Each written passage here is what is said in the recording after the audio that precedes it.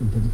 5 Gulf states are splitting almost a $19 billion settlement related to the BP oil spill 5 years ago. WUSF's Bobby O'Brien has more. Florida is a tourism state, and Florida Attorney General Pam Bondi says the state's empty hotel rooms and shut down businesses after the oil spill justified its $2 billion settlement for economic losses. And that's why we fought long and hard and fought with some of my friends in other states to be sure that Florida received the majority of the economic loss damage. Bondi says that's 2 times more than any other state got in economic damages. Florida also will receive another $1.25 billion for environmental damage. This is NPR. This is KUOW. Good afternoon.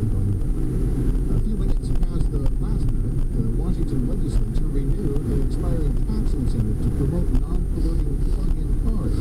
That measure was included within a larger highway spending budget that won approval early yesterday morning. Correspondent Tom Bonson reports the renewed tax break leaves out luxury car buyers. The sales tax exemption for electric car buyers was capped as part of a 4-year extension. That frustrates Republican State Representative Pat Nottingham.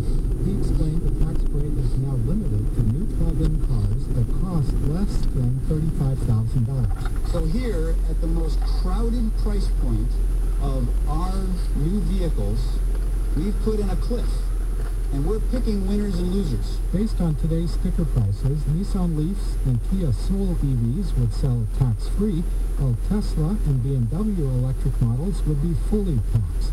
Haagen-Dazs pointed out that BMW's i3 model is made with carbon fiber sourced from a factory in central Washington. But Democrats in the Washington legislature made clear from the beginning of this year's session that they don't want to subsidize luxury car buyers anymore. I'm Tom Bonson in Olympia.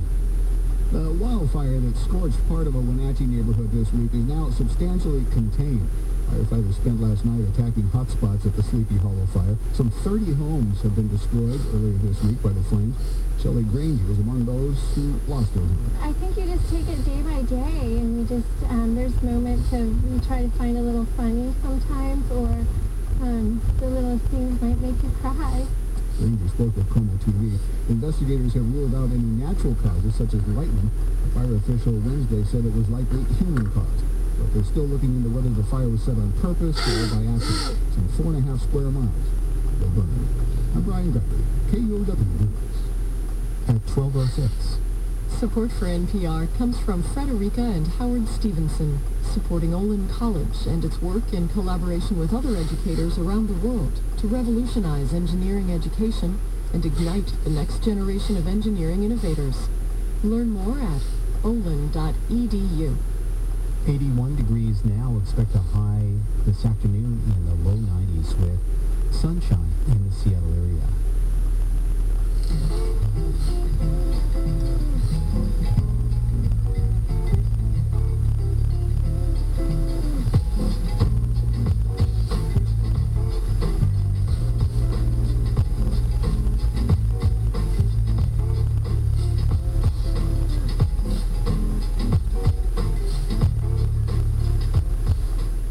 Reynolds, this is The Record on KUOW.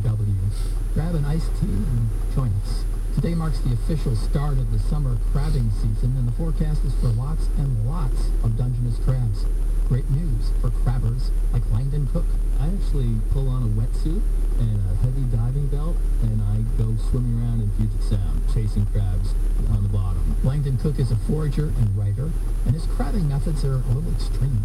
Crabs are fast. You'd be surprised. They can scuttle along the bottom really quickly and use their legs as flippers, sort of. But I sort of trap them on the bottom in about 20 feet of water and stick them in my mesh bag. Very careful not to, let a pinky get caught in their claws, because they can cut right through my neoprene glove. Now, if you don't want to dive for crabs like Langdon Cook, don't worry. There are plenty of more conventional ways to catch Dungeness crab. Cook told David Hyde one method is to throw a crab pot into Puget Sound. For that, I would recommend a boat, but you don't need a fancy boat with an outboard. You can just blow up an inflatable raft and paddle, 100 yards offshore and drop your traps, and I've seen plenty of people do it that way. I'm poised to go crabbing, but I don't have any kind of a device to do it. What are my options? Right, so you need a crab trap. There are different ways to go. You can get a typical pot, which is just a cage that you bait, and it has some funnels that draws the crabs in. They get caught in the cage. You could also use a ring, which sits flat on the bottom, and the crabs crawl into it, and then they're not trapped until you actually pull it up, at which point it becomes more like a basket. A somewhat more active crab are looking to go that route. That's right, and if you want to be really active, you can get a fishing rod, and you can use this tiny little trap that almost looks like a suet feeder for birds. You bait it, and it has lots of little fishing line loops on it, and so it's almost like sight crabbing, because you have to see that the crab is on it and somewhat tangled up in the fishing loops, and then you reel it in. So that's kind of a fun way to catch a crab. What about bait? So bait, I save my salmon heads for just that purpose. Other people, you save your salmon heads. What about people who don't have salmon heads? Sometimes I make soup with my salmon heads. There you go. I also save them for crab bait. But salmon heads is a good way to go. Oh, okay. Great crab bait, for sure. Some people use clams, herring, anything smelly. Yeah. I've heard chicken bones. Yeah, Turkey legs. sure. Yeah. Why? Crabs are opportunists. They're scavengers. So they're just looking for a good meal that's easy to get. And, so whatever they can smell. Is there any hierarchy of bait from the crab's point of view that you know of? Is a crab like salmon head versus? Hey, I'm a big fan of salmon heads, and I've got one here. Okay. How deep do you put the pots? So, most people will, say, drop them 20 to 150 feet. And are you looking for some kind of bottom conditions, or just Well, the crabs really do like the eelgrass. They also like muddy or sandy bottoms. When I'm diving for them, I'm actually often looking for them in the rocks. But they seem to really like muddy or sandy bottoms. What's eelgrass? Eelgrass is just this aquatic grass that waves, on the bottom, and there are fields and fields of it. It's actually a pretty cool place to go diving, and the crabs hide in the eelgrass. Crabbing opens July 2nd this year. What are the rules that people need to think about?